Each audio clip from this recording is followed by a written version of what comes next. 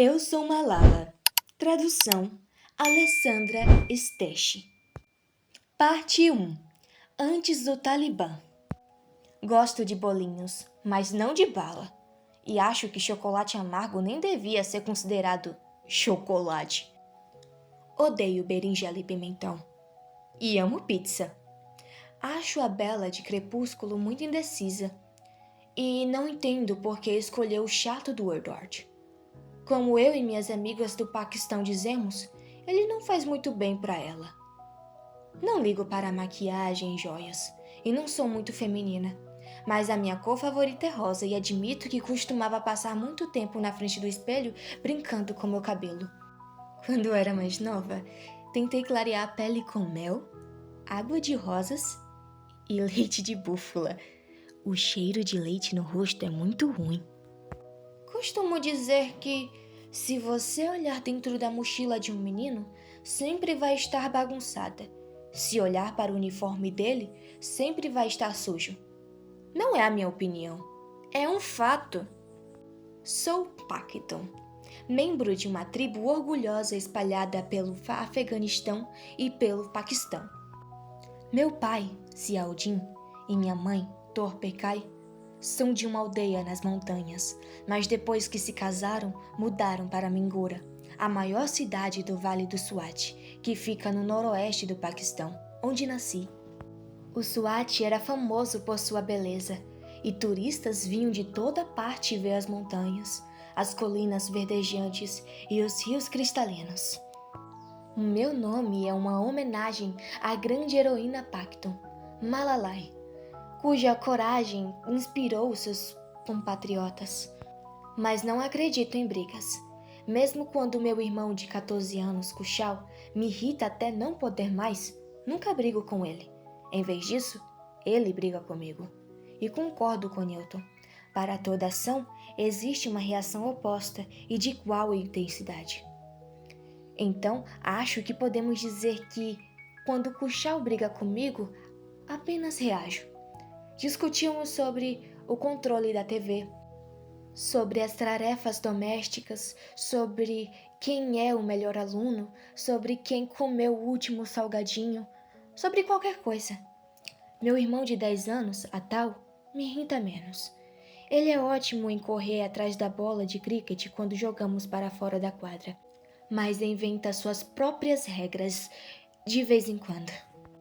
Quando eu era mais nova e os meus irmãos começaram a chegar, tive uma conversinha com Deus. Deus, você não falou comigo antes de me mandar esses dois. Não perguntou o que eu achava. Eles são muito inconvenientes às vezes. Quando quero estudar, fazem um barulho terrível e quando estou escovando os dentes de manhã, batem na porta do banheiro. Mas pelo menos com 2 irmãos podemos jogar cricket. Lá no Paquistão, nós corríamos como um bando de coelhos, entrando e saindo dos becos perto da nossa casa. Brincávamos de pega-pega, de um jogo chamado mango-mango, de um jogo de amarelinha chamado Shindar, que significa sapo, e de polícia e ladrão. Às vezes tocávamos a campainha da casa de alguém e saíamos correndo para nos esconder. Mas a nossa brincadeira preferida era o cricket. Jogávamos dia e noite no beco ao lado da nossa casa ou no terraço, que era plano. Se não tínhamos dinheiro para comprar uma bola, fazíamos uma com meias velhas e marcávamos o placar na parede com giz. Como Atal era o mais novo, era ele quem buscava a bola quando caía do terraço. Às vezes ele pegava a bola do vizinho quando ia buscar a nossa, voltava com um sorriso atrevido e dava de ombros. O que tem? Dizia. Eles pegaram a nossa bola ontem. Mas os meninos são... Bom, meninos. A maioria deles não é tão civilizada quanto as meninas.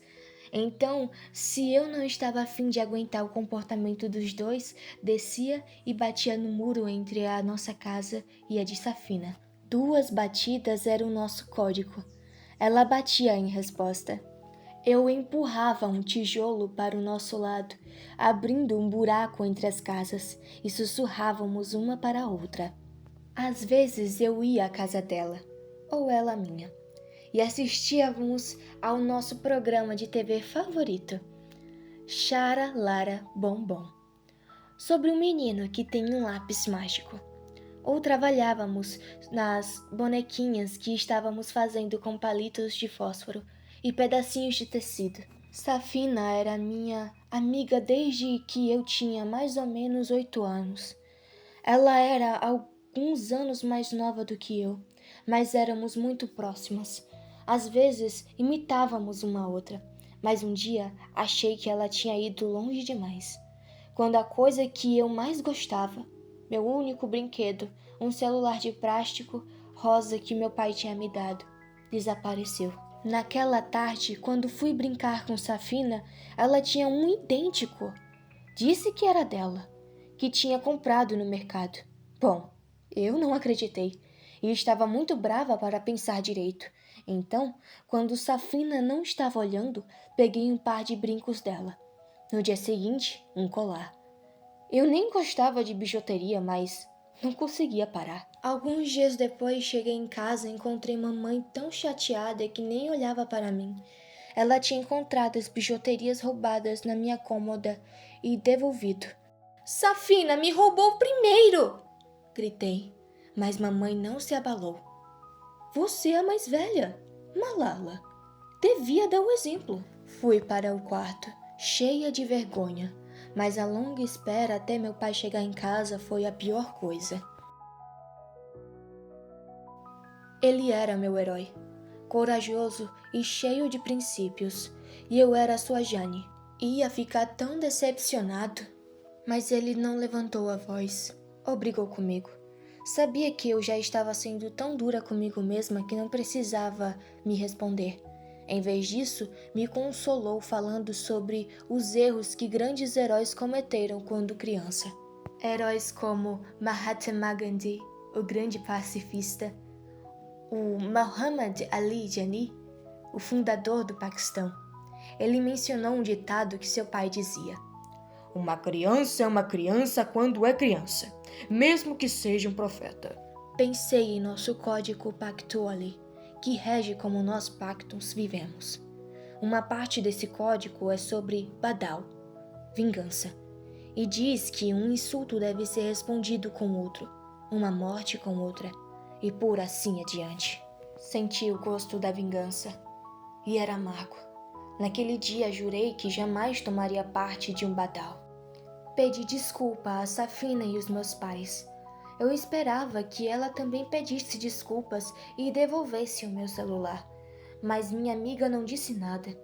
E por mais difícil que fosse manter a minha nova promessa, não falei nada sobre a minha suspeita com o atual paradeiro do celular. Safina e eu logo voltamos a ser amigas e retornamos às brincadeiras de pega-pega com os nossos vizinhos. Naquela época, morávamos em uma parte da cidade que ficava muito longe do centro. Atrás da nossa casa havia um gramado com ruínas misteriosas, estátuas de leões, colunas partidas de uma velha estufa e centenas de pedras enormes que pareciam guarda-chuvas gigantes, onde no verão brincávamos de parpatone, um jogo de esconde-esconde. No inverno, fazíamos bonecos de neve até as nossas mães nos chamarem para tomar uma caneca de chá e cardamomo.